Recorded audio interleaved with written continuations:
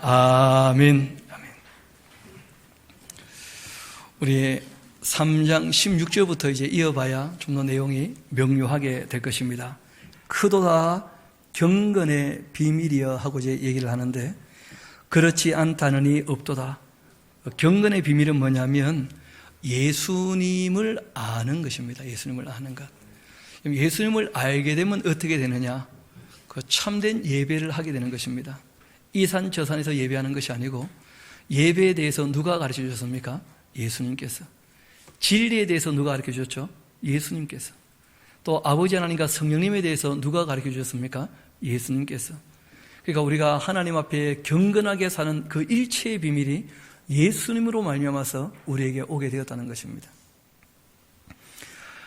그래서 그 예수님을 소개하고 있죠. 그는 육신으로 나타난 바 되시고 영으로 의롭다심을 받으시고 천사들에게 보이셨고 만국에 전파되셨고 세상에서 믿음 받으셨고 영광 가운데 올려지셨다. 그 예수님께서 은혜와 진리를 이 땅에 다 나타내시고 전하시고 난 다음에 죽으시고 부활하시고 승천하셨는데, 그러나 하고 얘기하는 거예요. 그러나 예수님에 대하여 잘못 아는 사람들이 너무 많아질 거라는 거예요. 우리가 좀 전에 봤던 것처럼 다른 교훈을 갖고 와서 전하는 사람들이 항상 있는 것이죠. 그러나 성령이 밝히 말씀하셨었는데, 후일에 어떤 사람들이 바로 그러한 믿음, 여기에서 떠나 미혹하는 영과 귀신의 가르침을 따르게 될 것이다 하고 말씀하신 겁니다. 후일에 하는 말이 굉장히 중요합니다. 왜냐하면 예수님께서 사람의 미혹을 주의하라 하고 말씀하셨던 내용이 있는데, 같이 한번 가봅시다. 마태복음 24장입니다. 후일에 있을 그 미혹이 무엇인지 같이 한번 가봅시다. 마태복음 24장. 외우기 좋게 24장 24절 우리 같이 한번 읽어보도록 할까요? 시작. 거짓 그리스도들과 거짓 선지자들이 일어나 큰 표적과 기사를 보여 할 수만 있으면 택하신 자들도 미혹할 것이다. 제일 큰 미혹 중에 하나가 무엇이냐면 기적이나 이적이나 표적 이런 걸 가지고 이제 사람들을 미혹하는 거예요. 이것이 달리 표현하면 신비주의라 그렇게 얘기할 수 있겠죠. 우리 또 바울의 권고도 먼저 얘기한 부분이 있죠. 우리 데살로니가 후서 2장 같이 한번 가보도록 합시다. 사루 2장입니다. 디모데 전서 바로 앞에 있는 책이죠. 사루 2장. 우리 9절부터 한번 봅시다. 악한 자가 나타나는 것은 사탄의 활동을 따라 모든 능력과 표적과 거짓 기적과 불의의 모든 속임으로 멸망하는 자들에게 있을 터인데, 이는 그들이 진리의 사랑을 받지 아니하여 구원함을 받지 못함이라. 이러므로 하나님이 미혹의 역사를 그들에게 보내사 거짓 것을 믿게 하시는 이유는, 우리 12절 같이 한번 읽어볼까요? 시작. 진리를 믿지 않고 불의를 좋아하는 모든 자들로 하여금 심판을 받게 하려 하심이라. 아멘. 그러니까 하나님에 대한 그 신앙을, 하나님께서 주신 그 말씀, 그 진리에 기초하지 않고, 이 교회는 진리에 뭐라는 거예요? 기둥과 터가 되는데, 이 진리에 기초하지 않고 무슨 체험을 하겠다, 신비를 보겠다, 여기로 쫓아가면 문제가 생긴다는 거예요. 그럼에도 불구하고 사도 시대에는 표적들이 늘 있었습니까? 없었습니까? 있었죠. 그래서 바울이 얘기하는 거예요. 사도 시대가 끝나고 후일에 이런 얘기를 한 것입니다. 왜냐하면 마가복음에 예수님께서 그런 말씀도 하셨거든요. 우리 한번 마가복음 16장 같이 가봅시다.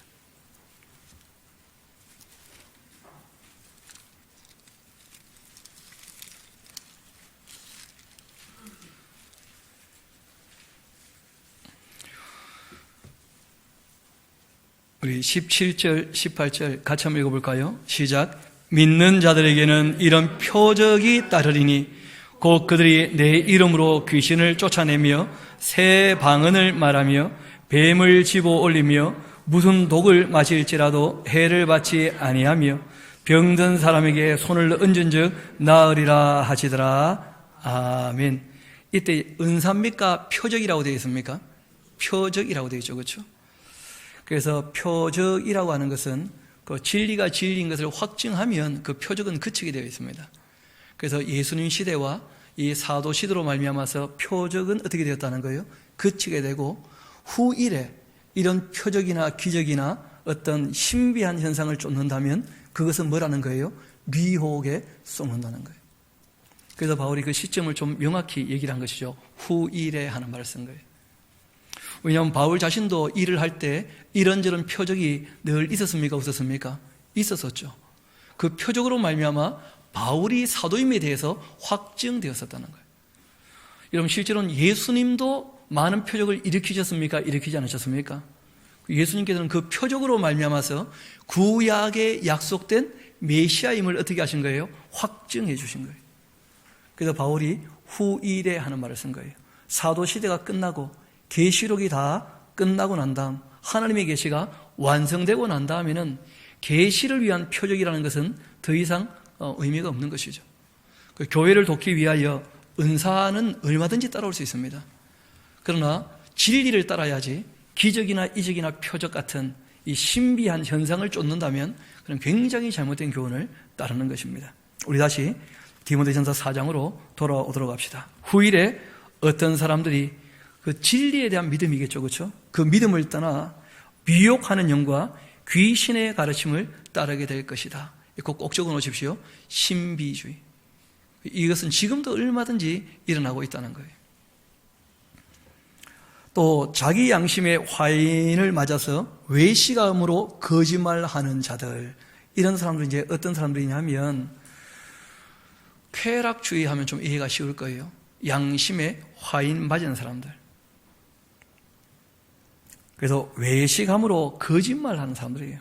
그러니까 남들 볼 때는 신앙인인 것처럼 하면서 아주 거짓된 삶을 사는, 아주 이율배반적으로 그 행위로 구원받느냐 하면서 하나님 믿는다고 하면서도 자기 욕심을 따라 사는 그런 사람들이 얼마든지 많을 거라는 거예요.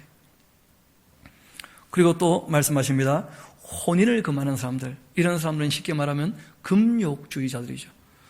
여러분, 이 가정이라고 하는 것은 하나님이 세우신, 아주 가장 먼저 세우신 그러한 기관입니다. 하나님에 대해서 알려면 가정을 이루어야 되는 것이죠. 그렇게 해야 사랑을 배우게 되는 것이니까.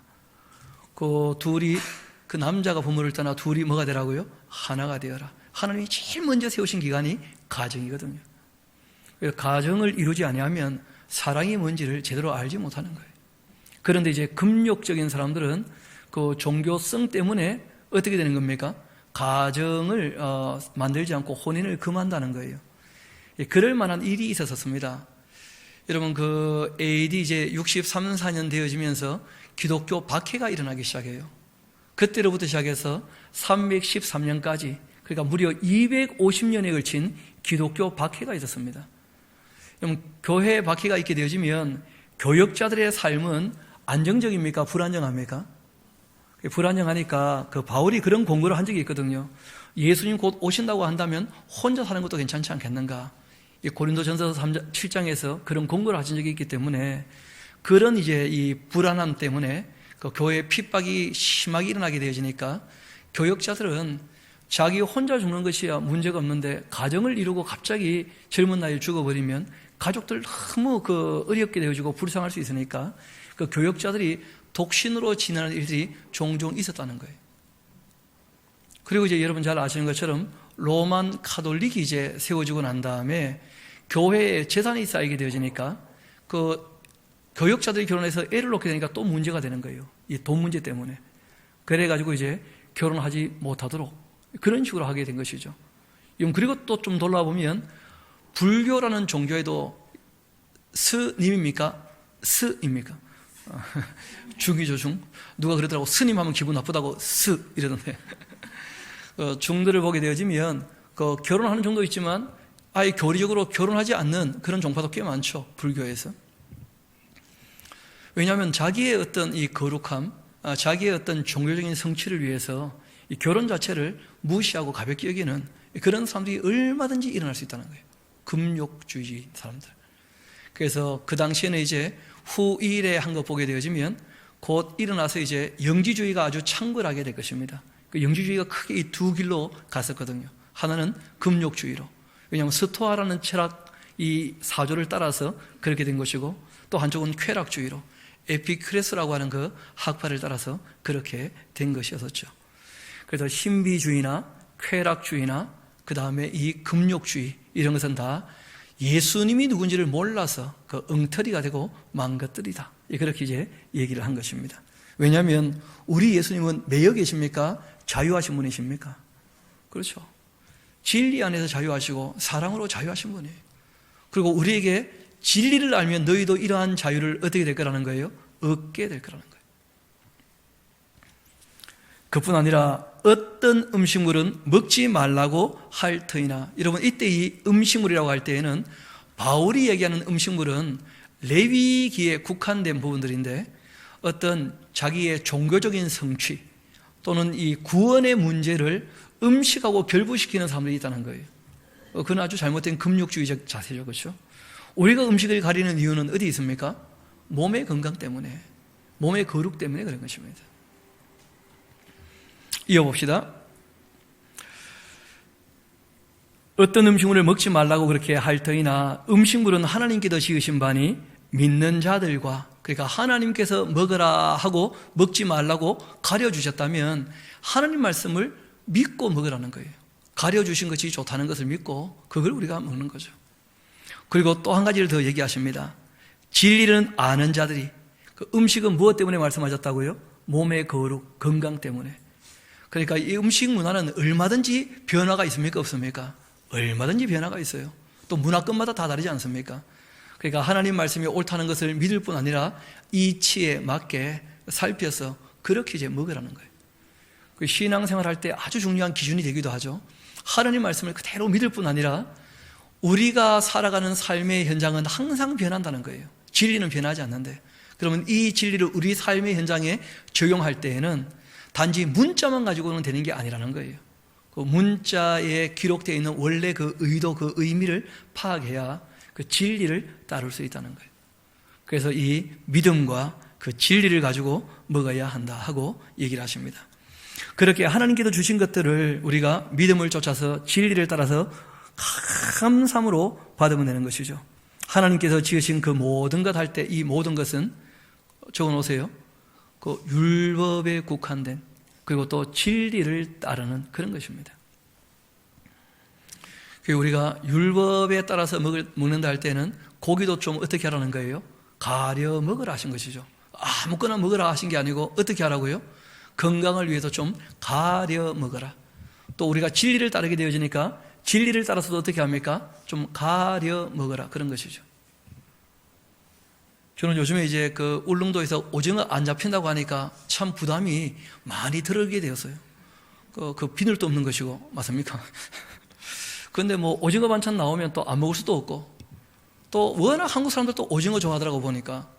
저는 오징어 안 먹어본 지 좀 오래된 것 같은데, 그래도 뭐 오징어 또 채는 또 오징어인지도 모르고 나오죠. 그렇죠? 먹어보니까 맛있으니까 진미채 하면서 오징어 이름도 다 사라져버렸고 그냥. 그래서 우리나라에서 오징어 안 잡힌다니까 요즘에 제가 쌍수를 두고 환영합니다. 더 안 잡히면 좋겠다, 그냥. 부담도 안 되게. 없으면 안 먹을 텐데 하는 그런 마음도 있는 거예요. 그거 먹는다고 뭐 지옥 가고 그런 얘기를 하는 것이 아닙니다. 성경이 우리에게 가려 먹으라 하신 대로 가려 먹는 것이 그게 잘하는 거예요. 여러분, 또 우리가 잘 아는 대로 그 음식에 대한 이 첨가물이라든지 환경 호르몬 이런 게 다 우리에게 문제가 된다는 거 압니까? 모릅니까? 그런 것들 가능하면 이제 아이들에게 먹이지 않으려고 애를 쓰는 거, 그거 잘하는 것이죠. 제가 보기에는 나무에서 딴 거, 밭에서 거두어들인 것, 그걸 사서 먹어야 돼요.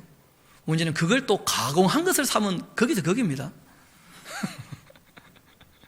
어차피 가공한 것은 공장 들어갔다 나온 것인데 다 거기서 거기예요. 뭐가 거기에 섞여 들어갔는지 아무도 알지 못해요. 제일 좋은 것은 1차 생산물들을 집에 가져와서 그 조리하는 것이 가장 잘하는 것입니다. 그 믿음을 가지고 진리를 따라서 조금 정성을 들여서 그 음식들을 만드는 것이죠.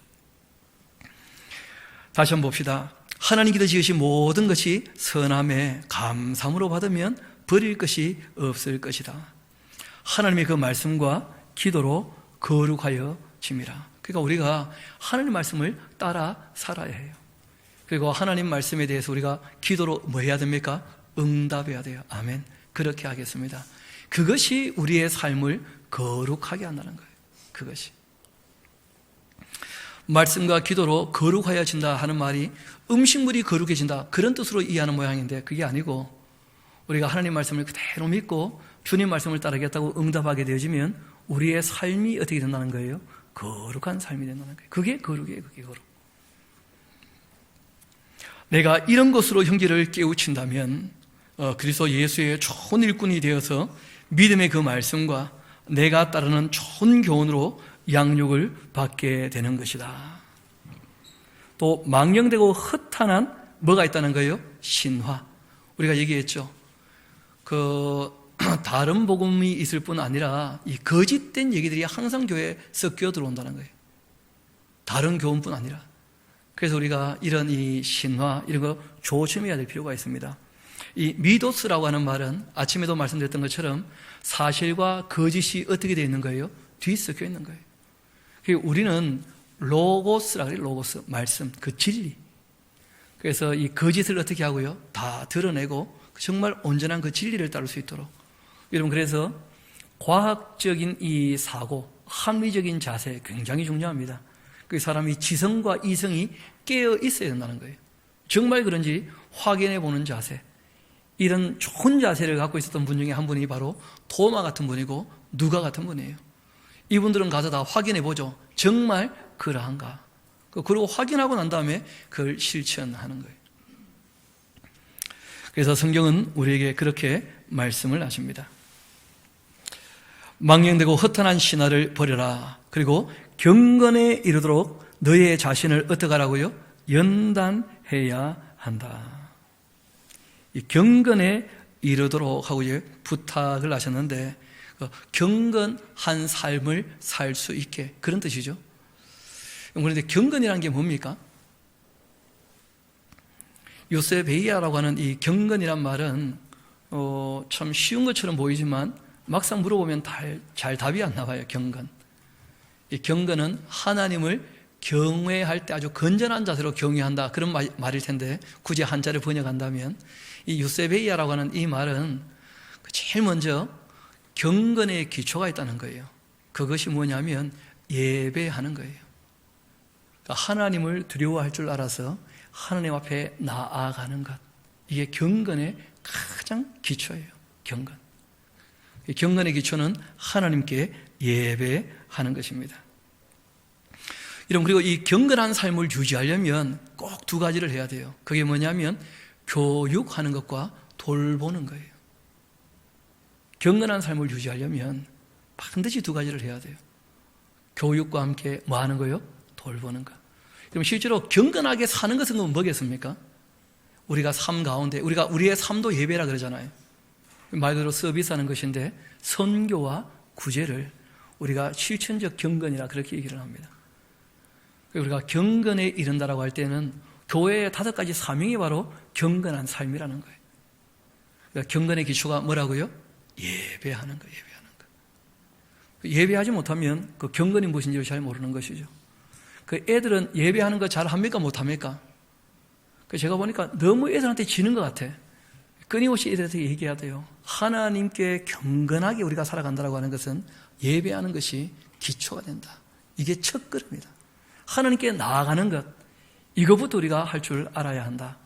이거는 명제다, 명제. 왜요? 하고 물어보면 좀 더 크면 알려줄게 하고 얘기를 하고, 애들 뭐 설명해봐야 잘 알아듣지 못하니까 굳이 얘기한다면 그걸 하나님께서 가장 기뻐하시기 때문에 우리가 하나님께 나와서 예배하는 것 가장 기뻐하신다는 거예요. 하나님 기뻐하시니까 우리가 해야 되지 않겠는가. 그렇게 이제 아이들에게 끊임없이 어릴 때부터 마땅히 행할 길을 가르쳐서 예배의 자리에 참여할 수 있도록 하는 게 중요하죠. 그래서 경건이라고 하는 이 유세베이아라고 하는 이 말, 경건의 기초는 예배다. 그 경건을 유지하기 위해서는 교육과 돌봄이 꼭 필요하다. 그리고 실천적 경건은 무엇이다? 선교와 구제다. 그런 걸 우리가 마음에 두고 있으면 경건이 무엇인지 정리가 되겠죠. 이어봅시다.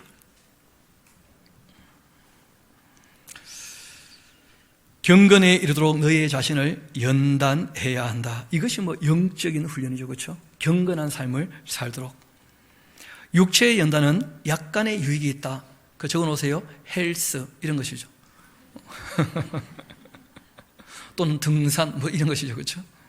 그 육체의 그 연단도 약간 당연히 유익이 있죠. 건강을 위한다는 것은 굉장히 중요한 가치입니다. 건강이라고 하는 것은. 그러나 이 경건은 범사의 유익이에요. 이 땅에서뿐 아니고 영원한 주님 나라까지 이어져 있죠. 금생과 내세에 뭐가 있다는 거예요? 약속이 있느니라 하고 말씀하셨습니다. 미쁘다 이 말이요, 모든 사람이 받을 만하도다. 이를 위하여 할 때, 이는 뭡니까? 그 일을 할 때 뭘 받는지 잘 모르겠죠, 그렇죠? 바울이 워낙 길게 얘기를 해서 그 적어놓으세요. 경건한 삶을 위하여. 바울이 교회에서 교역자들이 성도에게 할 것이 뭐냐? 그 경건한 삶을 살아가도록 그걸 위하여 일하는 게 교역자라는 거예요.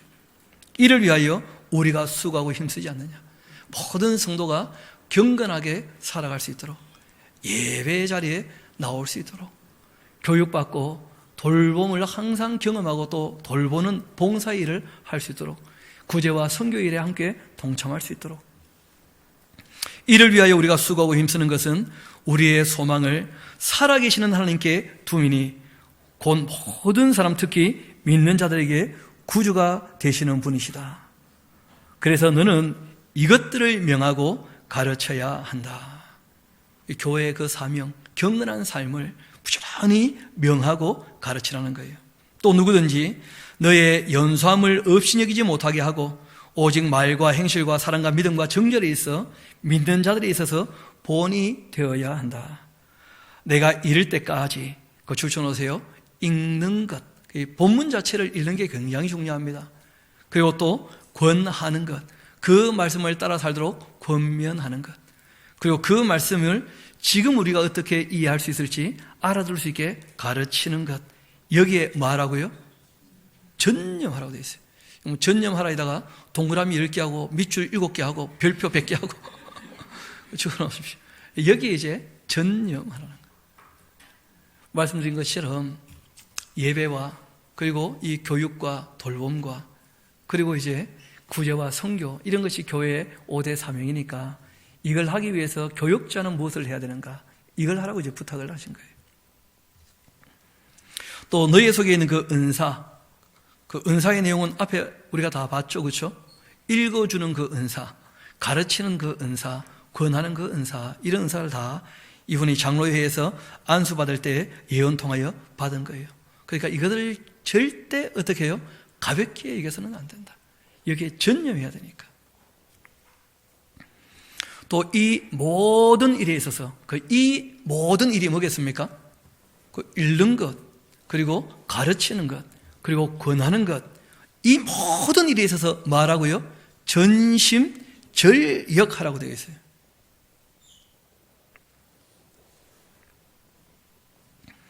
그럼 그 전심이란 말은 무슨 말이죠?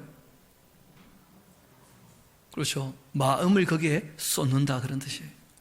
그러니까 언제든지 어떻게 하면 성경을 읽어줄까, 가르칠까, 권할까, 여기에 말하는 거예요? 전심, 마음을 쏟아부으라는 거예요. 마음을. 그리고 그 일에 있어서 뭐가 있어야 된다고요? 진보, 발전이 있어야 된다는 거예요. 이게 전력이죠, 그렇죠? 전심해서 전력, 힘을 다 하게 되어지면 뭐가 있습니까? 너의 성숙함을 모든 사람에게 나타내게. 그 예전 그 번역이 좀 더 나은 것 같아요. 성숙함이라기보다는 진보, 발전을 보여주라는 거예요. 발전을. 그래서 마음을 늘 쏟아부어서, 그리고 또 늘 힘을 다해서 너의 그 발전된 모습들을 모든 사람에게 나타내어라, 그렇게 부탁하신 겁니다. 모르겠습니다만은 제가 여기 와서 7년 동안 한 가지는 확실히 변한 것 같아요. 말을 확실히 좀 천천히 하게 됐죠. 좀 알아들을 만하게. 옛날에는 말을 다 해놓고 난 다음에 제가 한번 들어보거든요. 내가 무슨 말인지 모르겠더라고. 워낙 말이 빨라가지고 이런 식으로 말했거든요. 이런 식으로. 무슨 말인지 모르겠죠. 처음에 그렇게 얘기를 했더니 학원 좀 다녀오세요. 학원도 다녔다는 거 아니에요. 웅변한 것까지.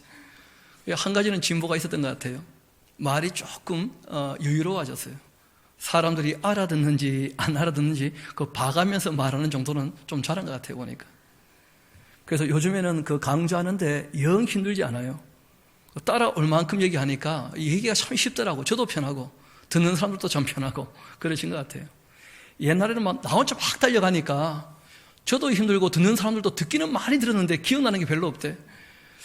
그게 참 마음이 상하더라고 보니까. 요즘에는 조금 바뀐 것 같아요. 그런 게. 바라기는 저뿐 아니라 여러분들도 누구를 만나든지 간에 여러분이 믿는 이 신앙에 대한 내용들에 있어서 전심전력함으로 진보가 있게 되기를 소망합니다. 정말 그렇게 돼야 돼요. 조금씩 더 잘하는 게 눈에 보여야 됩니다. 아는 것도 더 많아져야 되고 전하는 내용들도 얼마든지 우리 마음에 우리의 또 입에 있어야 되는 것이죠. 너가 너 자신과 또 가르침을 살펴야 한다. 바르게 가르치고 있는지 너도 살피고 가르치는 내용도 살피고 그리고는 이 일을 계속하라. 이것을 행함으로써 너 자신과 너에게 듣는 자들을 어떻게 할 거라고요? 구원할 것이다. 죄에서 건지는 유일한 방법은 진리를 전하는 거예요. 진리를 가르치는 것이고. 그리고 특별히 이제 일을 할 때 사람을 대하는 자세를 몇 가지 말씀을 하신 거예요. 늙은 이들을 어떻게 하지 말라고요? 꾸짖지 마라. 왜냐하면 어르신들은 따라오는 게 쉽지 않다는 거예요. 왜냐하면 여태까지 전심전력에서 거기까지 살아오셨기 때문에 바뀌는 것도 쉽지가 않아요. 안 바뀌게 되어지면 마음 상하면 어떻게 됩니까? 하면서 막 이런 말이 나올 수 있다는 거예요. 표정이. 꾸짖지 마라 절대. 그렇게 언급을 하신 거예요. 어르신들은 어르신의 길이 있었으니까 그대로 그냥 존중해드리고 그 어른들 대할 때 아버지에게 하듯 젊은이에게는 형제에게 하듯 늙은 여자에게는 어머니에게 하듯 젊은 여자에게는 온전히 깨끗함으로 자매에게 하듯. 무슨 말입니까? 우리 한번 합시다. 교회는 한 가족입니다. 그렇게 대해주라는 거예요. 우리가 한 가족인 것 치고 좀 너무 관심이 잘 없죠. 이제 사진, 이름, 전화번호 다 나눠드릴 거니까 관심을 가질 수 있게 되기를 소망합니다. 그래서 늘 얼굴을 보면서 이분들을 위하여 내가 무슨 간구를 할까? 이분들을 위하여 내가 무슨 기도를 해야 될까? 늘 기억하고 염두에 두시고 기도의 자리에서 위하여 함께 기도하시고 그렇게 우리가 정말 기도의 재단에서 함께 또 성도의 교제를 나눌 수 있는 그런 일들이 늘 있으면 참 좋겠죠. 또 이어 말씀하십니다. 참 과부인 과부를 존대하라. 이 무슨 말이냐면 홀로 된 여인들 중에 그 일할 수 없는 입장이 된 나이 많은 어른들이 있다는 거예요. 이때는 뭐 요양원도 없고 아무것도 없지 않습니까? 사회복지제도 없고. 그러니까 이런 분들에 대해서 교회가 책임지면 참 좋겠는데 근데 교회 공동체 이전에 가까운 혈연, 그 가족들이 우선 책임져야 한다. 그런 이 교훈을 주셔요. 우리 한번 봅시다. 참 과부인 과부를 존대하라. 만일 어떤 과부에게 그 자녀나 손자들이 있거든 그들로 먼저 자기 집에서 효를 행해서 부모에게 보답하기를 배우게 하라. 부모에게 보답하기를 좀 줄쳐놓으십시오. 무슨 말이냐면 사랑이 아무리 내리사랑이라 할지라도 일평생 사랑을 베푸신 그 부모님께 그 보답할 줄 아는 자세가 꼭 필요하다는 거예요. 이걸 가르쳐야 된다는 거예요. 왜냐하면 가르치지 않으면 금방 그냥 내리사랑, 애들밖에 안 보이는 거예요. 위에가 잘 안 보여요. 왜냐하면 부모님은 늘 그냥 커 보였기 때문에 나의 돌봄이 필요 없는 것처럼 오해를 해요. 부모님이 늘 나를 돌봐주시면 늘 평생 그냥 그런 식으로 오해할 수 있거든요. 그래서 늘 다시 위를 바라볼 수 있도록 부모님에게 보답하기를 배우게 하라. 이것이 하나님 앞에 받으실 만한 것이다. 하나님께서 이것을 기쁘게 받으신다. 또 참갑으로 외로운 자라면 하나님께 소망을 두어 주야로 항상 간구와 기도를 하거니와 향락을 좋아하는 자라면 살았으나 죽었느니라. 그러니까 요즘에는 그런 분들 많이 계시지 않는데 근데 오래된 교회나 시골 교회는 이런 분들 항상 있어요. 어떤 분이냐면 신앙생활 하다가 이제 남편 사별하고 애들은 다 출가한데 근데 이분은 어릴 때부터 그 예배당에서 신앙생활 하다 보니까 거기를 떠나기 싫은 거예요. 그래가지고 늘 그냥 예배당에 붙어 계시니까 목사님보다 예배당에 훨씬 많이 오시는 분이 계셔요. 할머니들 중에. 그러니까 목사님이 뭐 좀 놀라 그러면 목사님 기도합시다 하면서 제가 아는 교회 중에도 그런 교회가 한 교회 있어요. 과정로 교회라고. 정말 이 교회 개척부터 시작해가지고 그 교회 지금까지 함께 60년 넘게 그 교회에 함께 하시는 분이 계셔요. 이분은 비가 오나 바람이 부나 항상 교회 아침 일찍 오셔가 저녁 늦게 가셔요. 목사님이 늘 부담이 되시는 거예요. 문제는 목사님께서 뭘 할 때마다 목사님 그렇게만 해야 됩니까? 모임을 하면 모여가지고 앉아있으면서 힘들다 하면서도 또 모임이 없으면요 뭐 좀 안 합니까? 계속 세상 나가서 놀고는 쉽지 않은데 늘 예배당에 붙어 계시는 분이 계셔요. 그분들에게 성경이 부탁하셔요. 하나님께 늘 기도를 해라 부탁을 하시는 거예요. 하나님과 그렇게 친하게 지내야지 목사님 너무 괴롭히지 마라 그런 말이죠. 특별히 부탁을 하신 거예요. 옛날 제가 영주라는 곳에도 계셨었어요. 전도 부인 또는 전도사님 이렇게 불려졌었는데 아주 나이 많으신 홀로 된 권사님이 계셨어요. 이분은 늘 기도하시는 분이라 그냥 온 교회 성도들 늘 떠올리면서 그러니까 무슨 일이 있으면 이분한테 물어보면 다 알아요. 이분이 진짜 센터야 센터. 교회에 무슨 있어 요즘에 누가 안 보이는데 그러면 내가 알아봤는데 늘 그냥 하신 일이 그 일이라. 항상 교회에 그냥 앉아 계시니까 어디 있어 누가 무슨 일 하는지 그분이 완전히 안테나야 안테나. 이분만 조용하면 진짜 교회가 다 조용한데 그래서 참 도움도 많이 되고 부담도 많이 되고 하는 분들이 늘 있었거든요. 우리 교회는 아직 역사가 그렇게 되어지지 않으니까 아직 그런 분이 안 계시는데 아마 제가 죽고 난 다음이면 그런 분도 계시지 않겠나. 예, 그런 분들이 계셔요. 이어봅시다. 향락을 좋아하는 자라면 살았으나 죽었다. 노는 거 좋아하면 안 되죠, 그렇죠? 예배당에 있으면서 내가 또한 이것을 명하여 그들로 책망받을 것이 없게 그렇게 해라. 누구든지 자기 친척, 특히 자기 가족을 돌보지 아니한다면 그 믿음을 배반한 자고 불신자보다 더 악한, 자라고 하면 안 됩니다. 악한 놈들이다. 이렇게. 자기 가족을 돌볼 줄도 모르면서 하나님께 예배한다고, 교회만 생각한다고, 그건 아주 잘못된 자세라는 거예요. 이 가족을 돌볼 줄 알아야 한다고 부탁을 하시죠. 특별히 재정적으로 독립할 수 없을 만한 그런 어른들에 대해서는 가족들이 좀 챙겨 드려야 한다 하고 특별히 부탁하신 것입니다. 또 과부로 명부에 올릴 자는 적어도 나이가 60세 이상은 돼야 돼. 그전에는 스스로 일해서 벌어먹고 살아야죠. 60이 덜 되지 않고 또 한 남편의 아내였던 자로서 선한 행실에 대한 증거도 있어야 돼요. 개차반으로 살아와놓고는 대접받으려고 그러고 대접받기는 좀 쉽지 않을 겁니다. 그렇죠? 누구라도. 우리가 힘쓰고 애쓰겠지만 어르신이기 때문에 모시려고 그러나 그게 쉽지가 않을 거예요. 교회에서 특별히 명부에 올릴 분들을 얘기하는 것입니다. 선한 행실의 증거가 있고 혹 자녀를 양육하며 혹 나그네를 대접하며 혹 성도들의 발을 씻겨주며 혹 환난 당한 자들을 구제하고 혹 모든 선한 일을 행하는 자. 늘 예배당에 있으니까 지나가시는 분들이 있으면 늘 어떻게 하시는 겁니까? 이분들이 보살펴 주시는 거예요. 좀 전에 말씀드렸던 영주제일교회에 있었던 권사님은 교회에 무슨 행사가 있을 때마다 이분이 솥을 딱 붙잡고 밥을 하셔요. 200인분, 300인분 밥하는 것을요 겁내지 않으시더라고. 늘 해왔으니까 그냥. 영주제일교회라는 교회가 시골에 있지만 한 1000명쯤 넘는 교회였거든요. 그러니까 교회 잔치하게 되어지면 밥을 몇 인분 해야 되는 거예요.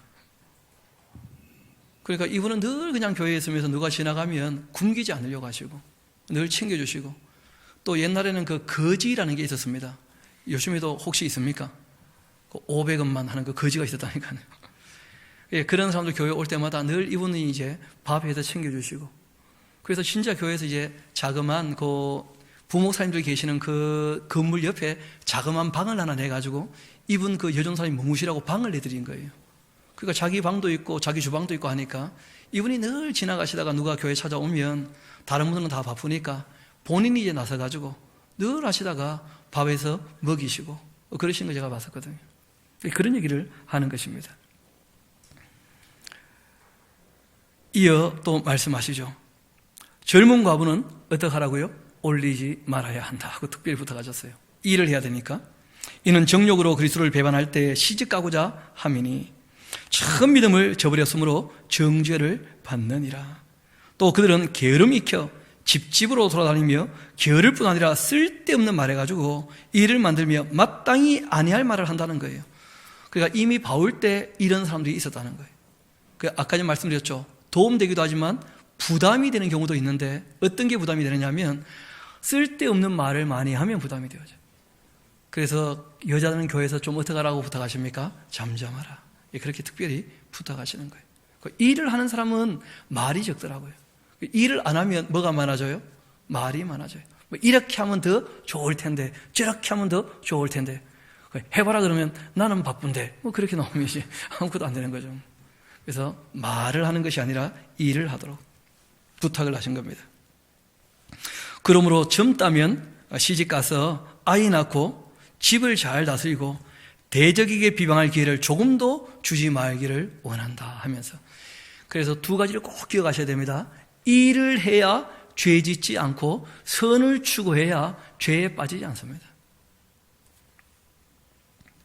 문제는 이미 사탄에게 돌아간 자들도 있더라 하면서 게으르게 행하다 보니까, 쾌락만 향락만 추구하다 보니까 예배당에 나와가지고도 여전히 노는 것만 관심 갖게 되어지면 그러면 이제 그런 일들이 벌어지고 마는 것이죠. 성경이 꼭 부탁을 하셔요. 일을 하고 어떻게 해요? 선을 추구하라. 그렇게 부탁하십니다. 또 만일 믿는 여자에게 과부 친척이 있거든 자기가 도와주고 교회가 짐지지 않게 해라. 이는 참 과부를 도와주게 하려고 하는 것이다. 또 잘 다스리는 그 장로들 배나 중용할 자로 알되 말씀과 가르침에 수고하는 이들에게는 더욱 그렇게 하라. 여러분, 감독이란 말이 나오고 장로란 말이 또 따로 나오죠. 그렇죠? 아침에 드렸던 말씀처럼 이 장로란 말은 프로스 비테로스라고 하는 이 말인데, 이 말은 지도자 그런 뜻이에요. 하나님 말씀을 가르치고 도를 따라 살도록 이끄는, 그 지도라는 말이 딴 게 아니죠. 도를 향하여 손을 가지고 이렇게 가르치는 존재. 저렇게 살아야 됩니다. 우리가 이렇게 살아야 됩니다 하는 그 존재예요. 반면에 에티드 크페라고 하는 이 감독이라고 하는 것은 말 그대로 돌보는 사람, 방문하는 사람, 방문하고 돌보기 때문에 뭘 한다는 거예요? 재판할 수 있는, 다스릴 수 있는 그 심판자, 그런 의미도 있다는 거예요. 그래서 이 감독뿐 아니고 이 장로들에 대한 얘기도 나오고 있는 것입니다. 더욱 그리할 것이라. 성경에 일러서되 곡식을 밟아 뜨는 소 그 입에 망을 씌우지 말라 했고, 또 그 일꾼이 그 삭슬 받는 것은 마땅하다 하면서 그 전임 교역자에 대해서 그 얘기를 하는 것이죠. 장로에 대한 고발은 두세 증인 없으면 받지 말아라 하면서, 그 누가 개인적으로 좀 마음에 안 들 수 있겠지만 여러 사람이 똑같은 마음을 갖고 있다면 그 사람이 잘못되었을 거라는 거예요. 그러면 그때는 좀 얘기를 해도 괜찮다는 것이죠. 또 범죄한 자들을 모든 사람 앞에 꾸짖어 나머지 사람들로 두려워하게 하라 하면서, 여러분, 이런 건 참 조심해야 됩니다. 공개적인 책망이라고 하는 것은 너무 반복적이고 모두가 다 알 때 그때는 어떻게 하는 거예요? 공개적으로 책망을 하는 거예요. 그래야지 고쳐지거든요. 그런데 다른 사람은 모르는데 나는 알고 있다, 그런 입장에서는 공개적 책망을 하면 안 돼요. 성경이 얘기하죠. 조용히 찾아가서 먼저 뭐 해보라는 거예요? 권면해보고, 그래도 안 되면 이제 장로들과 감독들이 또 함께 찾아가서 어떻게 하고요? 권면하고, 그렇게 해도 말을 안 들으면 그때 이제 책망을 하고, 그래도 안 되어가지고 온 교회가 다 알게 되었을 때는 공개적으로 책망을 하는 거예요.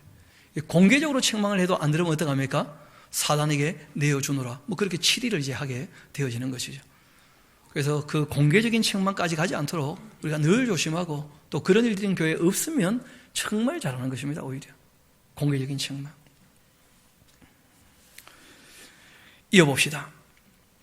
또 하나님과 그리스도 예수와 택하심을 받은 천사들 앞에서 내가 엄히 명하는데 너는 편견이 없이 이것들을 지켜 아무 일도 어떻게 해요? 불공평하게 하지 말아라.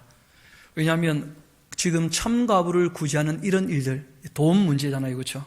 그런 일들을 감당할 때에는 공평이 끼어지면 뭐가 끼어집니까? 화평이 끼어져요. 그래서 공평이 끼어지지 않게 늘 조심해야 된다 하고 이제 부탁을 하신 것이죠. 그래서 교회에서도 이제 이런 부분들이 너무나 소중하기 때문에 정기적으로 뭘 합니까? 재직회라고 하는 것을 열어가지고 우리가 이 교회에 모았던 그 재정들을 주님의 뜻에 따라 바르게 사용하고 있는지, 또 우리가 공평하게 바르게 이것을 나눠 일하고 있는지, 그런 걸 늘 이제 살펴보게 되는 것이죠. 그리고 무엇보다 이런 부탁을 합니다. 아무에게나 경솔하게 안수하지 말고 다른 사람의 죄에 대하여 뭐 하지 말라고요? 간섭하지 말라는 거예요. 너 자신을 지켜서 어떻게 해요? 정결하게 하라 하고 부탁하십니다. 우리 22절 같이 한번 읽어볼까요? 시작. 아무에게나 경솔히 안수하지 말고 다른 사람의 죄에 간섭하지 말며 너 자신을 지켜 정결하게 하라. 이 신앙은 굉장히 공동체가 중요하지만 독립적인 것이라는 거예요. 각 사람이 행한 대로. 남의 죄에 대해서는 뭐 하지 말라고요? 간섭하지 말라는 거예요. 그래서 몇 번 말씀드렸죠. 교육할 때는 어떻게 됩니까? 끊임없이 비평하고 판단하는 비판이 필요하지만 성도의 교제 가운데서는요, 비방도 안 되지만 비판도 안 된다는 거예요. 남의 죄에 뭐 하지 말라고요? 간섭하지 말라는 거예요. 그리고 늘 자기를 지키라는 거예요. 그렇게 하는 것이 신앙생활의 가장 기본적인 자세라는 것이죠. 지도자도 마찬가지라는 거예요. 교육 시간에는 끊임없이 옳은 것을 얘기하지만 그러나 다른 사람의 죄에 뭐 하지 말라고요? 간섭하지 말라는 거예요. 또 특별한 부탁을 하십니다. 이제부터는 술만 마시지 말고 내 위장과 자주 나는 병을 위해 포도주를 조금씩 써라. 우리 한번 전도서 가서 우리 몇 구절 좀 보고 오는 게 도움이 될 겁니다. 우리 전도서 9장 같이 한번 가봅시다.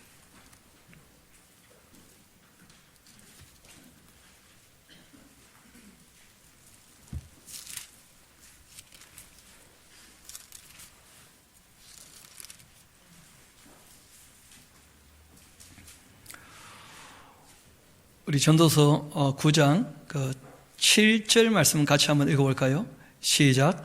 너는 가서 기쁨으로 내 음식물을 먹고 즐거운 마음으로 내 포도주를 마실지어다.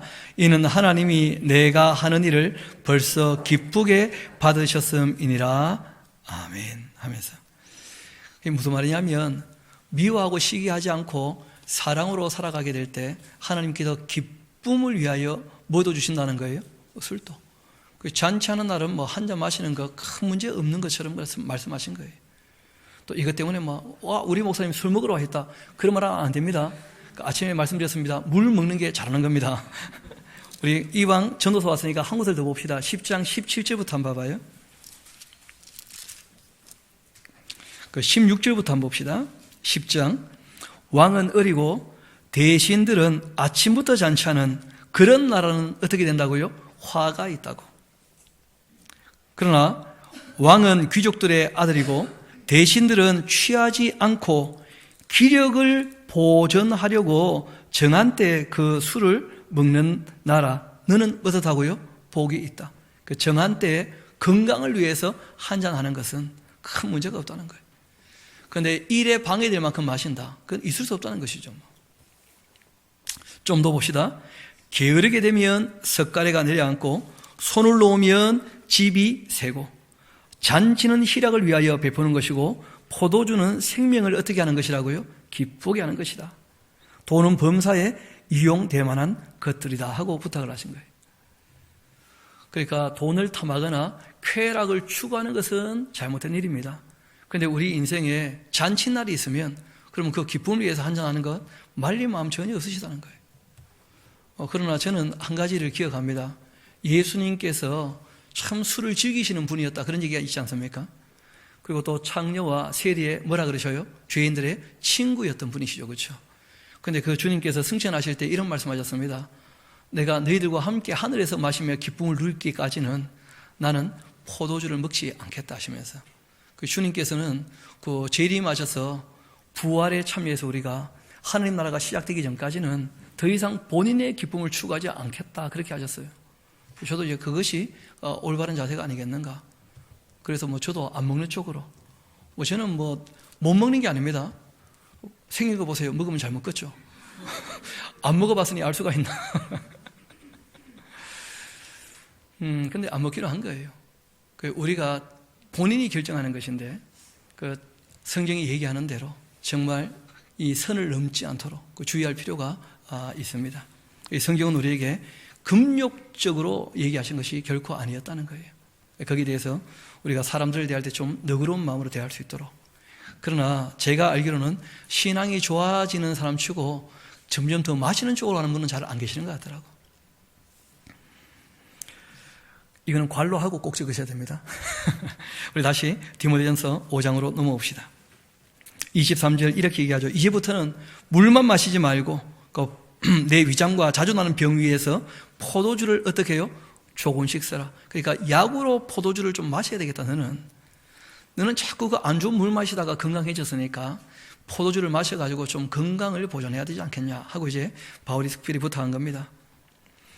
또 어떤 사람은 죄가 밝히 드러나고 먼저 심판이 나가고 어떤 사람은 그 죄가 그 뒤를 따른다. 이와 같이 선행도 밝히 드러나고 또 그렇지 아니한 무엇도요? 악한 행실들도 다 숨길 수 다 드러나는 법이야.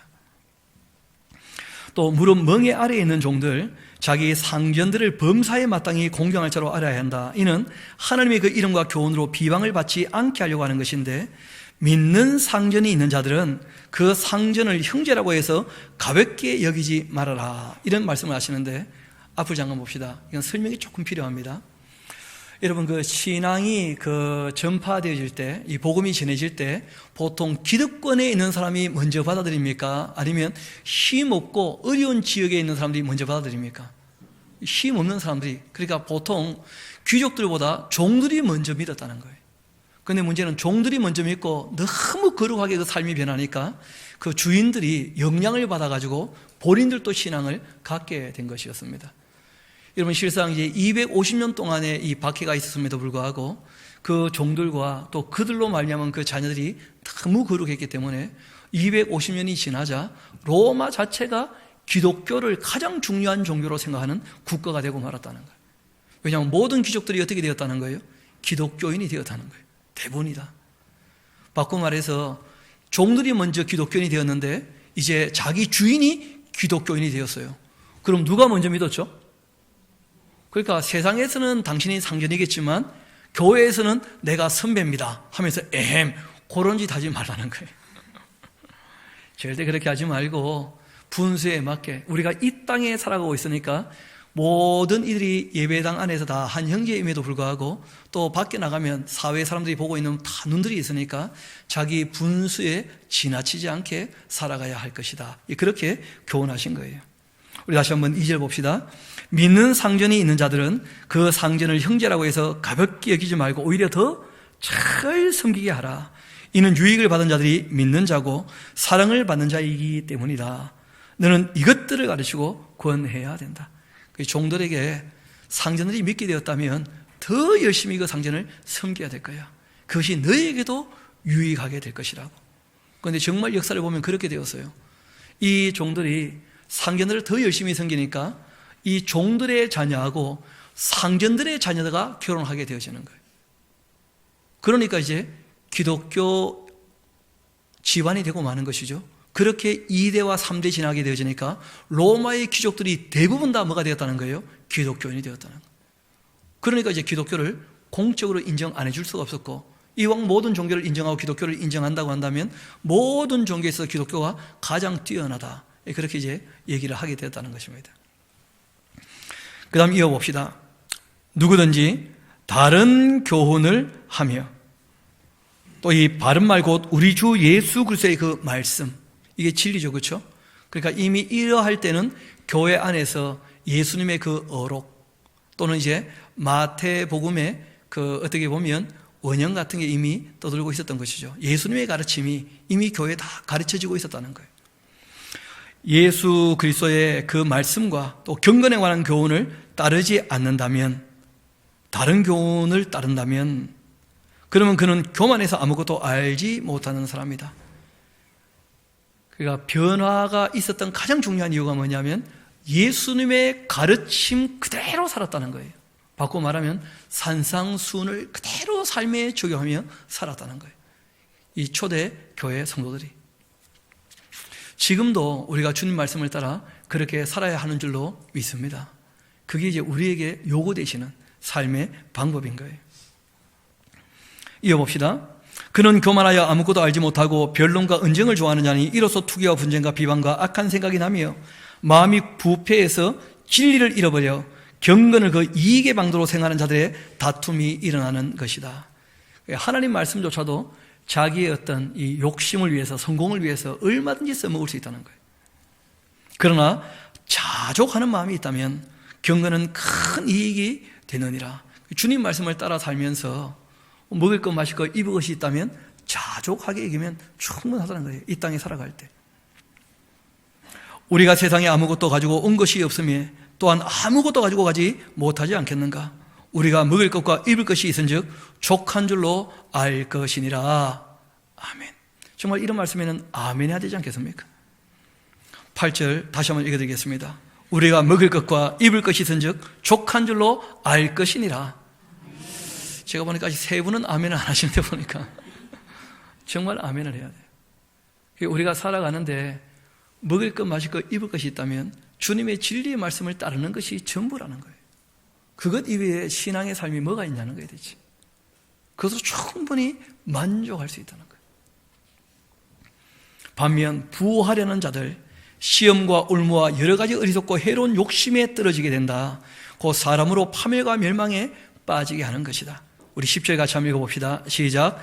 돈을 사랑함이 일만하게 뿌리가 되나니 이것을 탐내는 자들은 미혹을 받아 믿음에서 떠나 많은 근심으로써 자기를 찔렀도다 하면서 이 돈을 뭐 하면 안 돼요? 사랑하면 안 된다는 거예요. 이 돈을 주신 이유는 뭐냐면 사람을 위하여 쓰라고 주신 것이니까. 그래서 돈을 사랑하지 말라고 부탁하십니다. 오직 너 하나님의 사람아 이것들을 피해야 된다. 이것들이 뭡니까? 돈을 사랑하는 것, 또 진리를 잃어버리고 다른 교훈을 따라가는 것, 교만한 것, 또 변론을 일으키는 것, 끊임없이 이단 사상을 추구하는 것, 이런 것들 항상 조심해야 되죠. 귀신의 가르침을 따르는 것, 미혹당하는 것, 이것들을 피하고 의로움과 경건과 믿음과 사랑과 인내와 온유를 따르며 믿음의 그 선한 싸움을 싸워야 한다. 그렇게 사는 것은 싸우는 것이라는 거예요. 쉬운 일이 아니라는 거예요. 여간 노력해야 되지 않겠습니까? 그렇죠? 노력하지 않으면 안 된다는 거예요. 이 싸움이라 표현을 하셨어요. 선한 싸움을 싸워라. 그렇게 영생을 취하라. 이를 위해 내가 부르심을 받았고 많은 증인 앞에서 선한 증언을 하였도다. 만물을 살게 하신 하나님 앞과 본디오 비라도 앞에서 선한 증거를 하신 예수 그리스도 앞에서 내가 너에게 명하노니 우리 주 예수 그리스도께서 나타나실 때까지 흠도 없고 책망받을 것도 없이 이 명령을 지켜야 할 것이다. 때가 되면 하나님께서 그 나타나심을 보이실 텐데 약속하신 대로 하나님은 복되시고 유일하신 주권자가 되신다는 거예요. 주관자가 아니고 주관한 모든 것에 대하여 주인 되신 그 권리로 뭐 하실 겁니까? 평가하시고 심판하실 거예요. 만왕의 왕이시며 만주해 주시고 오직 그에게만이 죽지 아니함이 있지 않는가.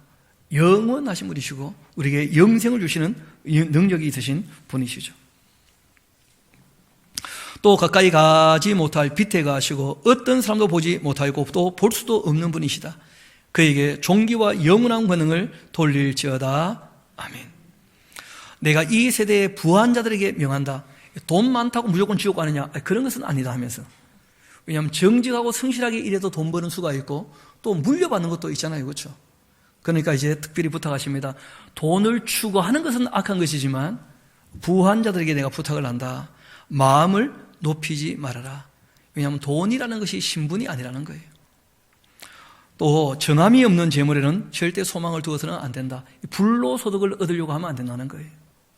집 투기나 땅 투기 이런 거 절대 하지 말라는 것이죠. 오직 우리에게 모든 것을 후히 주사 누르게 하시는 하나님께로 두며 선을 행하고서 선한 사업을 많이 하고 나누어 주기를 좋아하며 너그러운 자가 되게 하라. 이럴 때 아멘 해야 부자 됩니다. 부자들만 할 수 있는 일이죠. 그렇죠?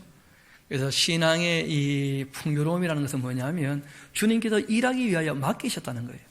바꿔 말해서 아무리 돈이 적어도 이익을 추구하고 사람을 위하여 돈 쓸 줄 모른다면 이미 지옥 갈 부자라는 거예요. 지옥 갈 부자. 청지기 의식을 가져라. 그렇게 부탁을 하신 겁니다. 이것이 장래에 자기를 위하여 좋은 틀을 쌓아 참된 생명을 취하는 것이다. 바꾸어 말하면 돈의 쓰임이 크게 두 가지면 좋겠다는 거예요. 하나는 구제와 하나는 선교예요. 이것만이 하늘에 있는 우리의 집을 지을 때 뭐가 된다고요? 기초가 되는 것이다. 그렇게 말씀하신 거예요. 너의 보물을 어디에 쌓아두라 그러십니까? 하늘에. 그렇게 말씀하신 거예요. 구제와 선교를 얘기하죠. 또 디모데야, 망령되고 헛된 말, 거짓된 그 지식, 거기에 대한 또 반론, 이런 걸 다 너가 피해야 된다. 거짓말에는 반론할 필요 별로 없다는 거예요. 진리를 가르치면 돼. 왜냐하면 거짓말에 반론을 일으키면 또 다른 거짓말이 또 나와요. 거짓된 지식에 대해서 반론하는 것도 별로 의미가 없다 하고 부탁을 하신 거예요. 내게 부탁했던 것, 그걸 지켜라. 뭘 부탁했죠? 읽어주는 것, 그리고 가르치는 것, 권하는 것. 이것을 꼭 지켜야 한다. 이것을 따르는 사람들이 있어서 믿음에서 벗어나게 돼. 망령되거나 헛된 말이나 거짓된 지식에 대한 이 반론을 따르면 믿음에서 벗어나게 된다고. 그러나 내가 너에게 부탁한 것을 지키게 되면 은혜가 너희와 함께 있을지어다. 아멘. 그렇게 말씀하신 겁니다. 그래서 우리가 이 주님 부르신 그 부르심에 합당하게 우리가 정말 한 몸인 이 주님의 몸된 교회에서 신앙생활을 한다고 한다면 하나님께서 정말 원하고 바라시는 대로 우리가 읽는 것과 또 권하는 것과 가르치는 것에 창념하면서 저도 여러분도 신앙에 대한 참된 징보가 있게 되기를 소망합니다. 그리고 주님께서 말씀하신 것을 그대로 믿고 또 주님께서 말씀하신 그 진리를 우리가 늘 살펴서 맑은 정신으로 정말 각성된 인격으로 주님과 참된 교제에 들어가는 그러한 경건한 삶을 사는 저와 여러분 되기를 다시 한번 부탁드립니다. 우리 함께 기도하도록 하시겠습니다. 아버지 하나님, 참 감사합니다. 바울이 디모데에게 권면한 이 말씀을 통하여 하나님께서 우리에게 바라시고 원하시는 것이 무엇인지를 다시 한번 생각해 하신 것 감사합니다. 이 세상은 자기 욕심을 쫓아서 돈을 사랑하며 살아가지만 저희들은 그러하지 아니하고 우리에게 주신 그 물질을 주님의 뜻을 따라 바르게 사용할 뿐 아니라 물질을 얻을 때에 우리가 수고한 대로 얻게 되어지는 정당한 방법으로 얻게 되어지는 그러한 삶을 살기를 소망합니다. 주님, 이 세상이 점점 악해져서 우리가 바른 길 걸을 때에 많은 어려움과 고난이 환난이 핍박이 닥친다 할지라도 우리가 이 선한 싸움을 포기하지 아니하고 우리가 끝까지 이 선으로 악을 이겨나갈 수 있게 주님 저희를 도와주옵소서. 모든 것을 주님께 의탁합니다. 감사드리며 우리 구주가 되시는 예수님 이름으로 기도합니다. 아멘. 우리 함께